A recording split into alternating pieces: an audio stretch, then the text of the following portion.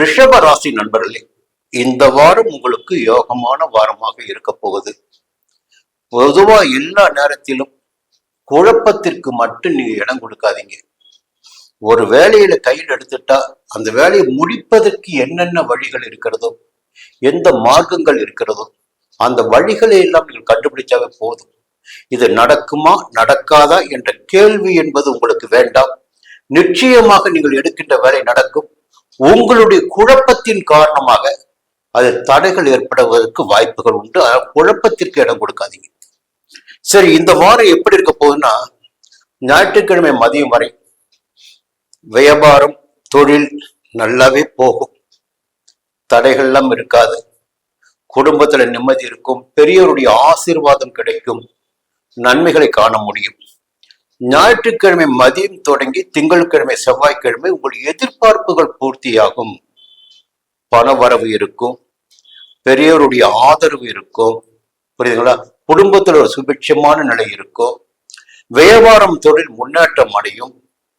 உத்தியோகத்தில் இருப்பவர்களுக்கு மேலதிகாரியின் ஆதரவு கிடைக்கும். நன்மைகளை எல்லாம் காணக்கூடிய நிலை உங்களுக்கு செவ்வாய்க்கிழமை வரை இருக்கு. புதன்கிழமை வியாழக்கிழமை 2 நாட்களும் வெளியூர் பயணம் ஏற்படவும் கையிருப்பு கரையவும் வாய்ப்புகள் இருக்கிறது. அப்போ கையில பணம் இருந்தா கடன் கொடுப்பீங்க. கடனை அடைப்பதற்காக இல்ல புதிய பொருட்களை வாங்கலாம். புரியுங்களா? உங்களுடைய ஆடம்பரத்தை வெளிக்காட்டிக் கொள்வதற்காக செலவுகள் செய்யலாம்.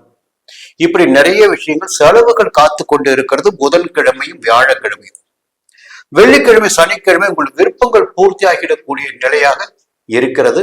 இந்த வாரம் பொதுவாகவே வரவிற்கு நிறையவே வழிகள் இருக்கிறது. செலவுகளை நீங்களாக ஏற்படுத்திக் கொள்ளவும் பழைய கடன்களை அடைப்பதற்கும் கையிருப்பு கரைவதற்கும் வாய்ப்புகள் இருக்கிறது. சிலருக்கு மருத்துவ செலவுகள் கூட ஏற்படும். குழப்பத்திற்கு மட்டும் இடம் கொடுக்காதீங்க. இன்னொரு பக்கம் பார்த்தீங்கன்னா, லாபசாலி இப்ப வக்கரமாயிருக்காரு.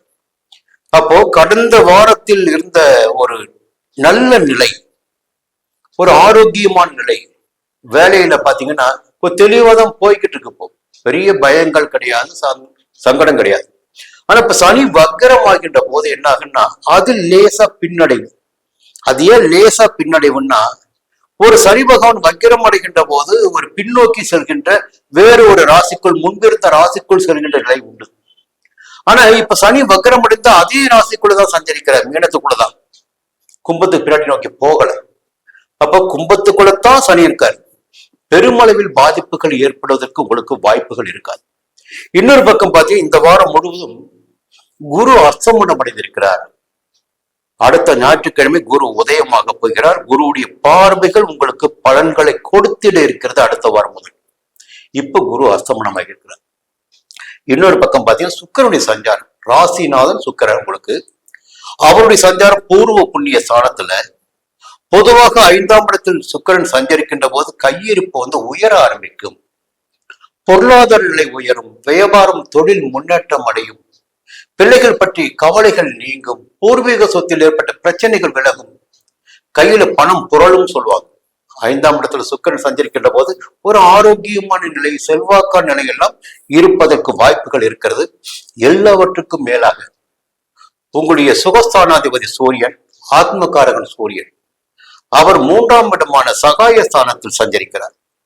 இது ஒரு சாதகமான நிலை. இந்த நேரத்துல சனி பகவான் வக்கிரம் அடைந்திருந்தாலும் ராஜ கிரகமான சூரியன் 3ஆம் இடத்தில் சஞ்சரிப்பதால் உத்தியோகத்தில் இருப்பவர்களுக்கு நெருக்கடிகள் என்பது இல்லாமல் போகும். நெருக்கடிகள் ஏற்பட்டாலும் அதை சமாளித்திடக்கூடிய அளவிற்கு நிலைமை உங்களுக்கு மாறும்.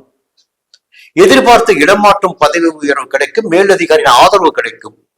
அப்ப சூரியன் உங்களை இந்த வாரத்தில் பாதுகாத்திட இருக்கிறார். செவ்வாய் 2ஆம் இடமான தன குடும்ப வாக்குஸ்தானத்தில்.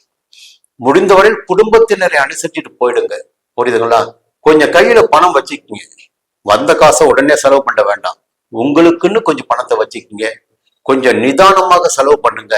நிதானமாக வார்த்தைகளை விடுங்க. அவசரப்பட்ட வார்த்தைகளை விட வேண்டாம். குடும்பத்தினர் ஆலோசனை என்பது உங்களுக்கு நன்மையை உண்டாக்கும். உங்களுடைய தன குடும்பாதிபதி 3ஆம் இடத்துல. கொஞ்சம் புத்திசாலித்தனம் என்பது இந்த நேரத்துல கொஞ்சம் இல்லாமல் போயிடும்.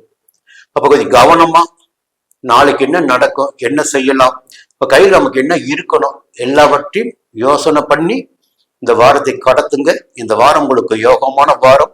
மீண்டும் அடுத்த வாரம் சந்திப்போம்.